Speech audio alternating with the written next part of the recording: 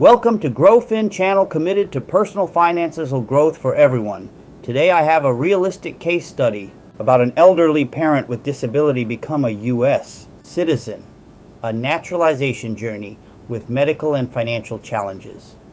Background: an 80-year-old lawful permanent resident, green card holder, with multiple health impairments including cognitive decline, speech difficulties, mobility issues, and chronic fatigue, had been living in the U.S. for several years. She had no personal income or work history, and her medical condition made it impossible for her to learn English or study for the U.S. civics test. Her adult child, the sponsor and caregiver, sought to help her become a naturalized U.S. citizen, not only to secure her legal future, but also to qualify for much-needed public benefits such as SSI, Supplemental Security Income, Medicaid, and housing or food assistance. Initial application and setback. The son submitted her first N-400 application for naturalization, along with Form N-648, medical certification for disability exceptions, filled out by her primary care physician. At the first naturalization interview, USCIS officers noticed the mother was confused, unable to communicate, and appeared physically and cognitively impaired. However, her N-648 form was incomplete. It lacked a full medical diagnosis and did not explain in detail how her impairments prevented her from meeting the English and civics requirements. Result: USCIS issued a request for evidence, RFE, giving 30 days to submit a corrected N-648.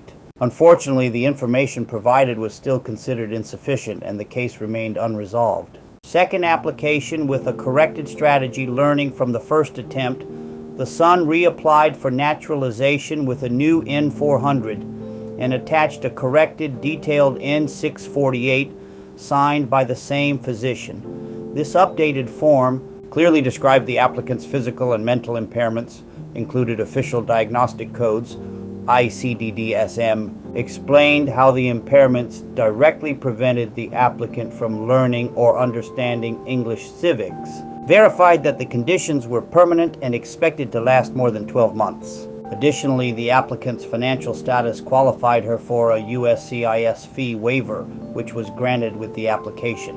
USCIS response and timeline clues. After the second application was submitted, the USCIS case status moved to interview scheduled, but no letter or appointment notice was ever received.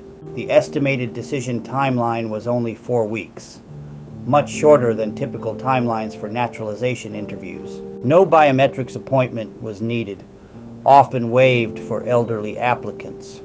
No document was uploaded online showing an interview confirmation. These clues, combined with the mother's past interviews and visible impairments, suggested that USCIS was internally reviewing the case and strongly considering an interview waiver. Likely outcome based on similar cases and USCIS policy guidance. When an elderly applicant with severe impairments has already appeared in person before and submitted a fully supported medical waiver, N-648, USCIS can waive the interview. The decision is often made within a few weeks, especially if no further evidence is needed. This approach spares the applicant unnecessary hardship and aligns with the humanitarian intent of the medical waiver. What happens after approval? Once USCIS approves the application, the case status updates to Case Approved or Certificate of Naturalization being produced. An oath ceremony notice is sent, which is usually the final step. After taking the oath and receiving the certificate, the new U.S. citizen becomes eligible for full federal benefits. Post-naturalization applying for public benefits. Once the elderly parent becomes a citizen, the caregiver or sponsor can help them apply for the following: 1. SSI, Supplemental Security Income. Monthly cash assistance for low-income, elderly, or disabled U.S. citizens. Apply via the Social Security Administration. Call or in person. 2. Medicaid. Health insurance covering hospital visits, medication, long-term care, etc., often automatically granted with SSI approval. SNAP, food stamps, helps with groceries and basic nutrition. Other local support. Area agency on aging programs, caregiver help, transportation, home care, and more. Low-income housing support and energy bill assistance. Key lessons from this case lesson explanation. Submit a complete and properly filled N-648. Must include detailed diagnosis, explanation, and correct codes. ICD-DSM. Fee waivers help low-income applicants. Proves financial hardship and allows access to streamlined processing.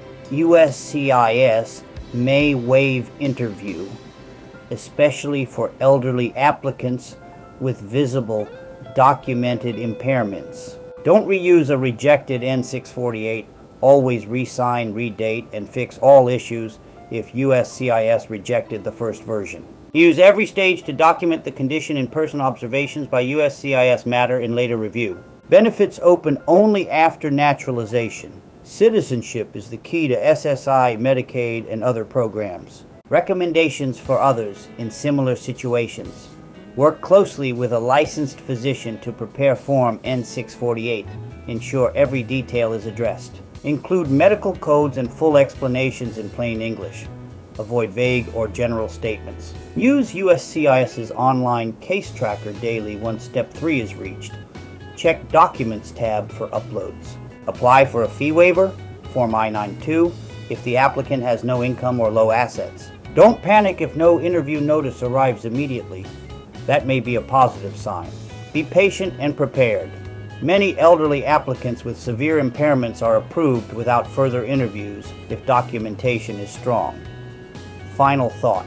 This case shows that even elderly applicants with severe physical and cognitive limitations and no income can successfully become U.S. citizens as long as their applications are complete, well supported, and handled with attention to detail. Caregivers play a crucial role in navigating the process, and USCIS often responds with compassion when applicants face real medical hardship. Thank you for listening to this case study on the GrowFin channel. If you found this story helpful, or you know someone caring for an elderly parent, please like, share, and subscribe to help others learn, grow, and access the benefits they deserve. Your support helps more families find real answers to real problems. Until next time, take care, stay strong, and keep growing with GrowFin.